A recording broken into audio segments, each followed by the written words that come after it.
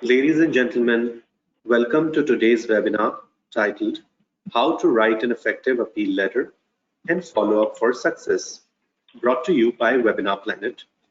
This webinar will be presented by industry expert Stephanie Thomas, and it will be recorded to purchase later in the form of DVD, transcript, flash drive, and digital download. If you wish to ask questions during the webinar, please type it in the question box and it will be later answered by the speaker during the Q&A session. Stephanie, welcome to the program. We are now ready to begin. Hello, everyone. Thank you so much for having me today. Welcome to the webinar. Really excited about this topic and ready to get going. I know everybody's struggling with insurance companies right now. I sure know we are, having to fight for every dollar that we're getting. So I think this is a really important topic, and we want to make sure all of you know how to spend your time, maximize your efforts, and get things paid. So let's go ahead and get started. So our objectives today are, we obviously want to understand our denials and make sure we are sending appeals when it is appropriate. So we'll talk a lot about what happens when we get a denial and what's the appropriate way to handle those and when to appeal and how to do that, obviously appropriately and make the best out of our time when we send appeals. So we're going to learn how to write appeals, things to say in appeals that have helped with, in my experience, with getting things paid on the first appeal. Then we're also going to talk about how we follow up to make sure that things get pushed along nicely. We're also going to talk about, when we've kind of exhausted our efforts, what do we do then? And then also, getting our patients involved. That's a super important step. It really does help. So we're going to talk a little bit about that. Got some good examples of that. And then also, I'm going to talk about specific payers and kind of how they want appeals done. They obviously changes over time, so just be aware that this is as of this date, August 2021.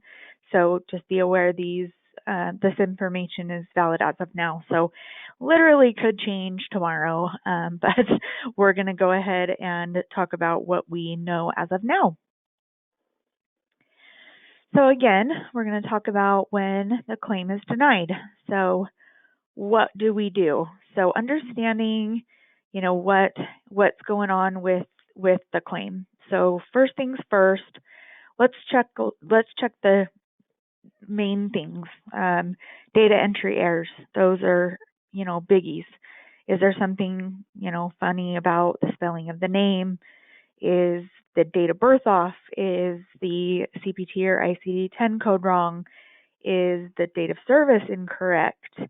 Some of these things can hold up claims even within your own software and not even get to the payer. And so it's important to work within your software on your front end edits. So what those are denials from the payer or from your clearinghouse before it even gets to the payer. So it doesn't even go through the full adjudication system to get to the payer. And some billers or office managers or whomever is doing the billing, they think that's a full denial, so they'll appeal it to the payer, and the payer will think, well, I didn't even get this claim, because on their end it doesn't show the actual claim. So we want to make sure that we understand if it's a denial that's gone all the way through. So that would be something that we actually have an EOB in our hand, or if it's a front end denial, which would be something that we receive back in our billing software or from our clearinghouse, within like your rejections or your, payer reports that come back, but not as an EOB. So if you have more questions on that, I know that's kind of a lot of information and it is a very confusing thing. Please make sure and write down your questions. We're going to have a question and answer at the end of the webinar, and I'm going to try to leave at least 10-15 minutes for that. So yeah, making sure that you understand where that denial is coming from, and also what does the denial mean.